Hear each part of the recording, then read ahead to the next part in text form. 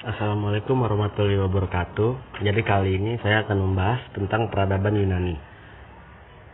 Ya, ini adalah gambarnya. Oke, jadi peradaban Yunani kuno tumbuh di atas tanah yang tidak begitu subur, layaknya peradaban Mesir kuno atau peradaban Sungai Huangho atau Sungai Kuning. Yunani sendiri dibagi menjadi dua bagian, yaitu bagian selatan yang beriklim panas dingin, serta bagian utara yang beriklim dingin bersalju. Selain itu, kondisi demografi wilayah Yunani yang berupa jurang terjal, pegunungan tinggi, dan pantai bertebing curam membuat masyarakatnya hanya bisa mengandalkan hidup berpindah-pindah secara berkoloni. Wilayah Yunani bagian utara dengan tengah dihubungkan oleh pegunungan tinggi, sedangkan Yunani tengah dengan selatan dihubungkan dengan tanah genting Sorrento. Pada umumnya, hujan sangat jarang turun di wilayah Yunani. Namun karena wilayahnya terletak di daerah Mediterania, iklimnya menjadi sejuk dan cocok untuk menanam buah zaitun dan anggur.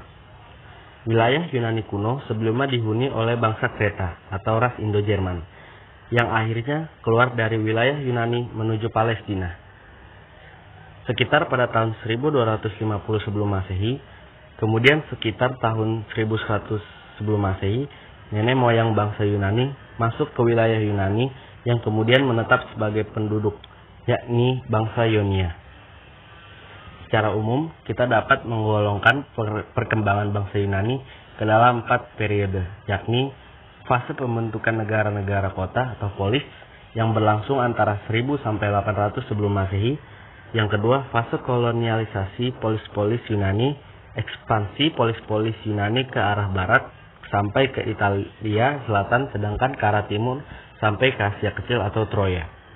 Fase kejayaan polis Yunani. Yang keempat ada fase keruntuhan Yunani, tapi kebudayaan Yunani berkembang di luar Yunani itu sendiri. Bangsa Yunani kuno terpecah menjadi 3 golongan, yakni antara lain bangsa Doria, tinggal di Jazirah Peloponnesos, di mana ibu kotanya adalah Sparta. Yang kedua ada bangsa Ionia, tinggal di Jazirah Attika, ibu kotanya Athena. Bangsa Aeolia, tinggal di Yunani bagian utara, ibu kotanya di Olympia dan Delphi. Setiap dari bangsa-bangsa tersebut, mereka saling mendiami di wilayah masing-masing dengan membangun bangunan-bangunan yang dikelilingi oleh benteng pertahanan, dan mereka memiliki pemerintahan, sistem politik, kebijakan ekonomi, dan hukum sendiri-sendiri. Dari ketiga bangsa Yunani kuno tersebut, pusat pemerintahannya sangat berkembang, yaitu Polis Sparta dan Athena.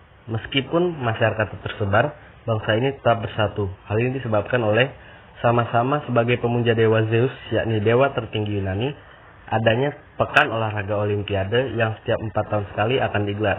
Acara ini untuk menghormati dewa Zeus. Populernya cerita tentang kepahlawanan hasil karya Homeros, yaitu Ilyas dan Odyssey. Adanya kesatuan upacara nujum yang sangat terkenal di Delphi. Polis Athena merupakan polis yang menerapkan sistem demokrasi yang diperkenalkan oleh Solon antara tahun 638 sebelum Masehi sampai 559 sebelum Masehi. Pelaksanaan pemerintahan dilakukan oleh 9 orang arkon yang akan diganti tiap tahunnya. Kinerja arkon akan diawasi oleh Areopagus atau Mahkamah Agung, yang anggotanya merupakan mantan anggota arkon. Polis Athena banyak sekali menghasilkan para filosof seperti Thales, Anaximander, Anaximenes, Pythagoras, Heraklitus, Parmenides, Hipparchus, Socrates, Plato, dan Aristoteles. Untuk lebih jelasnya akan kita bahas di artikel para filosof dari Athena. Pada tahun 625 sebelum Masehi, Lycurgus telah memperkenalkan pola pemerintahan yang bergaya militeristik kepada pemerintahan Sparta, di mana pemerintahan dipegang oleh 2 orang raja dan pemerintahan tertinggi dipegang oleh Ephor, yang anggotanya terdiri dari 5 orang. Setiap Ephor memiliki dewan tua yang bertugas menyiapkan undang-undang yang nantinya diajukan kepada dewan rakyat. Sedangkan untuk masyarakat awam, khususnya pemuda, mereka akan diseleksi masuk sebagai tentara. Berikut adalah gambar peta wilayah Yunani kuno. Antara polis di Yunani kuno sering terjadi perebutan wilayah hingga memicu peperangan. Namun tatkala terjadi serangan dari bangsa Persia, mereka justru bersatu, terutama polis Athena dan Sparta. Adapun peperangan antara bangsa Yunani dan bangsa Persia telah terjadi beberapa kali. Peperangan pada zaman Yunani kuno. Yang pertama adalah Perang Persia Yunani pertama, terjadi pada tahun 492 sebelum Masehi. Peperangan antara Yunani dan Persia tidak terjadi karena sebelumnya armada tempur Persia dihancurkan oleh badai dan terpaksa harus menarik pasukan lebih awal. Yang kedua, Perang Persia Yunani kedua, terjadi pada tahun 490 sebelum Masehi. Pertempuran terjadi di daerah Marathon, di mana dalam pertempuran tersebut berhasil dimenangkan oleh bangsa Yunani. Para prajurit Yunani harus berlari sepanjang 42 km antara daerah Marathon dan Athena dalam rangka berkonsolidasi dan meminta bantuan. Perang Yunani Persia ketiga. Pasukan Persia melawan pasukan Yunani di daerah Thermopylae. Persia dapat dipukul mundur, namun Raja Sparta terbunuh dalam pertempuran. Ya, mungkin ini saja yang bisa saya sampaikan.